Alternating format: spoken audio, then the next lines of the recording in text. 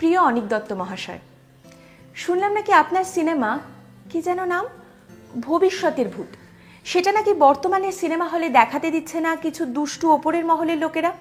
সত্যি নাকি? কি বললেন? হুমকি টুমকি চুমকি পর্যন্ত পৌঁছে গেছে ব্যাপারটা? ছি স্যার, এ কি অলক্ষণে কথা। আপনি একদম ভয় পাবেন না, আপনি চিন্তা করবেন না। আপনি কি ভুলে গেছেন আপনি কোথায় আছেন? আপনি পশ্চিমবঙ্গে আছেন। আর আমাদের মোটোটা তো জানেন, এগিয়ে বাংলা। লেংড়ে বাংলা বা এক বোতল বাংলা নয়, এগিয়ে বাংলা, মানে আমরা প্রগতির পক্ষে। তাই আমরা সব দেখে ফেলেছি। রাজনীতির নামে কাদা ছোড়াছুরি থেকে শুরু করে আস্ত একটা ব্রিজ ভেঙে পড়া, শোভন বৈশাখের জীবনের কলতলার গল্প, বুদ্ধিজীবীদের মেরুদণ্ডহীন হয়ে যাওয়া, হিন্দু মুসলিমের দাঙ্গা, মানুষের জীবন নষ্ট করে দেওয়া, সব অ থেকে ক থেকে চন্দ্রবিন্দু, সবটাই আমরা দেখে ফেলেছি। আর আপনার একটা সিনেমা আমাদের পেটে সহ্য হবে না? কি যে বলেন স্যার। আপনি একদম ভয় পাবেন না, সবাই আসবে আপনার এই অন্যায় করে ব্যান করে দেওয়া সিনেমার বিরুদ্ধে প্রতিবাদ করতে। আপনি একদম চিন্তা করবেন না। যারা এই পশ্চিমবঙ্গের শাসনের ভার নিয়েছেন তারা আসবেন, পশ্চিমবঙ্গের প্রশাসন ব্যবস্থার কাণ্ডারীরা আসবেন, মেরুদণ্ডহীন বুদ্ধিজীবীরা আসবেন, সবজান্তা মাতব্বররাও আসবেন, সবাই আসবেন। কি বললেন? তারা এখনো কেন আসেনি? Sir, it's Bengal sir. দিবানিদ্রা দিচ্ছে, ভাত ঘুমটা শেষ করে আড়মোড়া ভেঙে এক কাপ চা খেয়েই চলে আসবে। আমার তো মনে হয় কেউ কেউ বেরিয়েও পড়েছে, কিন্তু এই উন্নয়নের জন্য যে ট্রাফিক জ্যাম হচ্ছে সেখানে আটকে গেছে, তাই এখনো এসে পৌঁছাতে পারেনি। তবে এই এলো বলে। হ্যাঁ, কিছু মানুষ এরকম আছেন যারা ভাবছেন এই তো সবে 5-10 দিন হয়েছে, এখনো ক্ষীর জমেনি, তাই এখনই গিয়ে লাভ নেই। তবে এদের সংখ্যা খুবই কম।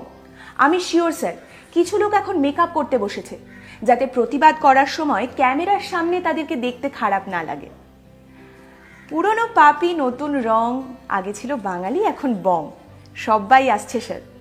আচ্ছে দিনের মতো ছুটে ছুটে আসছে। আপনি একদম চাপ নেবেন না। আপনি শুধু একটু মুড়ি আর চপের ব্যবস্থা করুন। এরা সবাই মুড়ি আর চপ খাবে আর আপনার পাশে এসে দাঁড়াবে। মায়েরই বলছি স্যার, বাবা কালীর দিব্যি।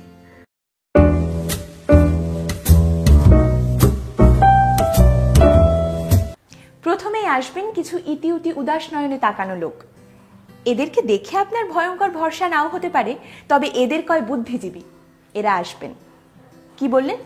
কিছু বুদ্ধিজীবী অলরেডি প্রতিবাদ জানিয়েছে? না না, এরা ফ্রেশ মাল নয়। এদের পেটে সুরসুরি দিলে দেখবেন লাল রং খয়েরি মেটে হয়ে বেরোচ্ছে। এখন ফ্রেশ লটের যুগ, ফ্রেশ বুদ্ধিজীবী, সবুজ এবং প্রাণোজ্জ্বল। আচ্ছা, আপনি ওই বেটে মতো লোকটাকে চেনেন? ওই যে চশমা পরা, মাথায় টাক?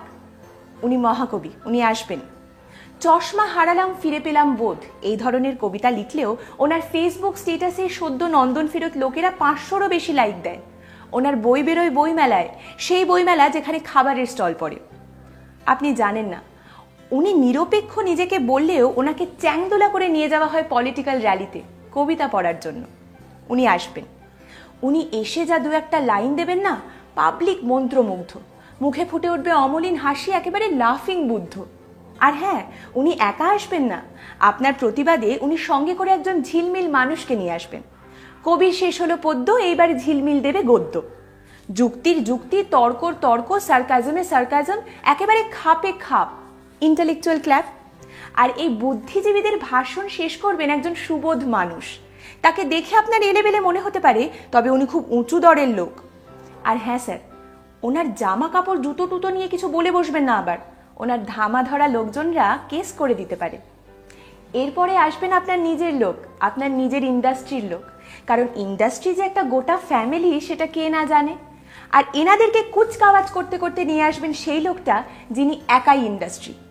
উনি এসে দাঁত চিবিয়ে চিবিয়ে আপনার বিরুদ্ধে হয়ে যাওয়া অন্যায়ের তীব্র নিন্দা করবেন। কিন্তু ওনার দাঁতে এখন আর সেই জোর নেই, তাই আপনাকে একটু চোখ কান খোলা রাখতে হবে। ওনার ঠিক পাশেই দেখবেন ঘাপটি মেরে বসে রয়েছেন একজন দেবতুল্য মানুষ। ইনি খুব একটা কথা টথা বলেন না, তবে ইনি কিন্তু ছুপা রুস্তম। এক হাতে রাজনীতি আর আরেক হাতে সিনেমা, দুটোই সামলে যাচ্ছেন। এইখানে একটা পার্সোনাল রিকোয়েস্ট স্যার, এনাকে আবার মধুর কথা জিজ্ঞেস করে বসবেন না কিন্তু। যা সন্ডা মার্কা চেহারা, আপনাকে যদি পিটিয়ে টিটিয়ে দেয় আমি কমসে কম বাঁচাতে পারবো না। আর হ্যাঁ স্যার, এরা যাদেরকে নিয়ে আসবেন তাদের মুড়ি চপ খুব একটা দরকার নেই, কারণ মেরুদণ্ডহীন মানুষদের তো আবার সলিড ফুড ঠিক জমে না, তাই না? কি বলছেন? এরা আগেই কেন আসেনি?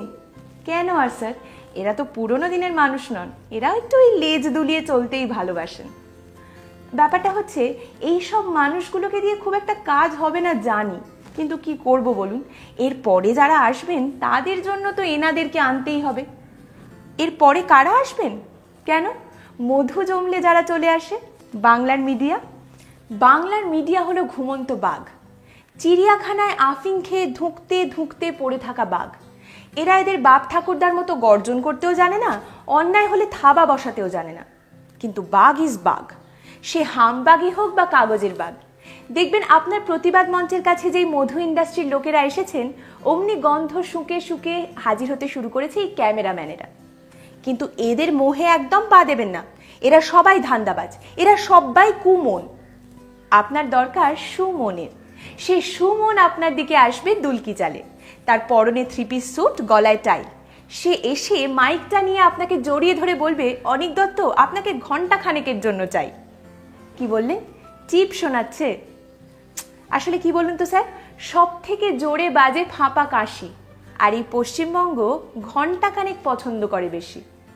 যাই হোক, এই সুমন আপনাকে নিয়ে যাবে একটা সুসজ্জিত ঘরে, সেখানে একদিকে বসবেন আপনি, আরেকদিকে সেই একাই ইন্ডাস্ট্রি, আরেকদিকে ব্যঞ্জন চোখে চশমা পরে গাইবে, গঞ্জনা ব্যান্ড কি তুলবে না।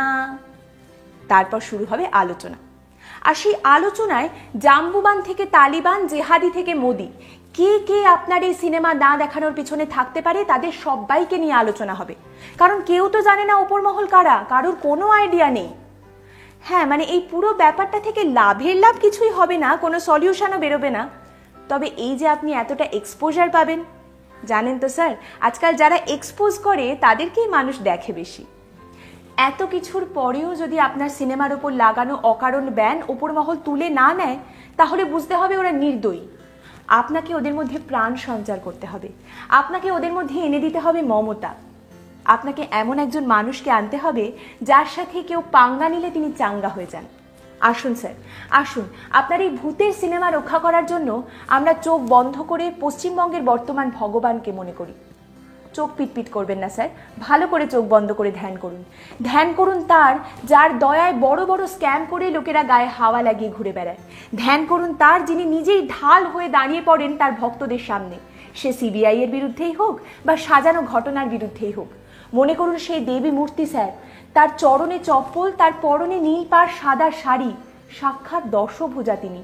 তার এক হাতে রঙ্গবিভূষণ, আরেক হাতে বন্যশ্রী। তার এক হাত দিয়ে তিনি কবিতা লিখছেন, আরেক হাত দিয়ে তুলি দিয়ে ক্যানভাসে রং লাগাচ্ছেন। তার এক হাত দিয়ে তার চপ্পলে যারা চুমু খাচ্ছে তাদেরকে তিনি অনুদান দিচ্ছেন, আর আরেক হাত দিয়ে তাকে যারা অপমান করছেন তাদেরকে শাসন করছেন। তার এক হাতে না চলেগার বান, তার আরেক হাতে ছোট্ট ঘটনার ধনু। তার এক হাত দিয়ে তিনি তার নিজের লোকদেরকে তোষণ করছেন, আর আরেক হাত দিয়ে সাধারণ মানুষকে করছেন শোষণ। মনে করুন স্যার, মনে করুন সেই দেবী মূর্তি, তিনিই আপনার পরিত্রাতা, তিনি ওপর মহলেরও ওপর মহল, তিনি ল, তিনি অর্ডার, তিনি সব, তিনি গেল গেল রব। কি হলো স্যার, মুখ হাঁ হয়ে গেল কেন? এনআরই পোস্টার দেখে আপনি ভিড়মি খেয়েছিলেন, প্রতিবাদ করেছিলেন? কেস খেয়েছে, আগে বলবেন তো স্যার। তাই তো ভাবছি এতক্ষণ ধরে যাদের নাম বললাম তারা আসছে না কেন। ধুস, সত্যি কথা বলেছিলেন। আজকের এই বাংলায় সত্যি কথা বলার মতো নির্বোধ কারা? আপনারা যারা এতক্ষণ আমাদের পর্বটা দেখছেন তারা নিশ্চয়ই বুঝতে পেরেছেন, অনিক দত্তের অতি কষ্টে বানানো সিনেমার উপর অকারণে ব্যান লাগানোর প্রতিবাদে যাদের এগিয়ে আসার কথা ছিল তারা কেউ এগিয়ে আসবেন না, কিংবা কেউ হয়তো মুখে মুখে বলে সাইড কাটিয়ে সরে যাবেন। অনিক দত্তের জন্য সদ্য গজিয়ে ওঠা বুদ্ধিজীবী, সবজান্তা মাতব্বর, মেরুদণ্ডহীন মিডিয়া কেউ এগিয়ে আসবে না। তাহলে কে আসবে? আমরা আসব, আপনারা আসবেন। কারণ সিনেমা বানানো হয় মানুষের জন্য, আর যদি অকারণে সেই সিনেমার কণ্ঠরোধ করা হয় তখন তো আমাদেরকে এগিয়ে আসতেই হবে। যখন যারা ডেমোক্রেসি ডেমোক্রেসি করে চেঁচায় তারা ভয় পেয়ে কেঁচোর মতো গুটিয়ে যায়, তখন তো গণতন্ত্রের গণদেরকেই এগিয়ে আসতে হবে, যাতে রাজতন্ত্র সবকিছু গ্রাস না করে নেয় সেটা দেখার জন্য। একটা কথা বুঝতে হবে, আমাদের সাংস্কৃতিক ইতিহাস, আমাদের কবিতা, আমাদের সিনেমায় আছে প্রতিবাদের ভাষা, আমাদের রক্তে রয়েছে অন্যায়ের বিরুদ্ধে গর্জে ওঠার ইতিহাস। একটা সময় কিন্তু বাঙালিকে মানুষ সমঝে চলতো, তার কারণ বাঙালি সবকিছু মুখ বুঝে মেনে নিত না। এখন আপনি বলতে পারেন, যাক না, একটা সিনেমাই তো। না, কথাটা একটা সিনেমার নয়, কথাটা অনিক দত্তরও নয়, কথাটা একটা মানুষের ব্যক্তিগত স্বাধীনতার, একটা মানুষের ফ্রিডম অফ এক্সপ্রেশন, যেখানে সেন্সর সার্টিফিকেট পাওয়া সত্ত্বেও অকারণে একটা সিনেমাকে ব্যান করে দেয় ওপর মহল, নামহীন পরিচয়হীন ওপর মহল। এইরকম না না করতে করতে এটা কত দূর অবধি যেতে পারে? আজকে একটা সিনেমার কথা বলা হচ্ছে, ধরুন কিছুদিন বাদে আপনাকে বলা হলো এই রংটা পড়ো না, তখন কি করবেন? বলবেন যে ঠিক আছে পড়বো না, একটা রঙই তো। তারপর ধরুন আপনাকে বলা হলো এই খাবারটা খেও না, কি করবেন? ওই খাবারটা খাওয়া ছেড়ে দেবেন? একটাই তো খাবার।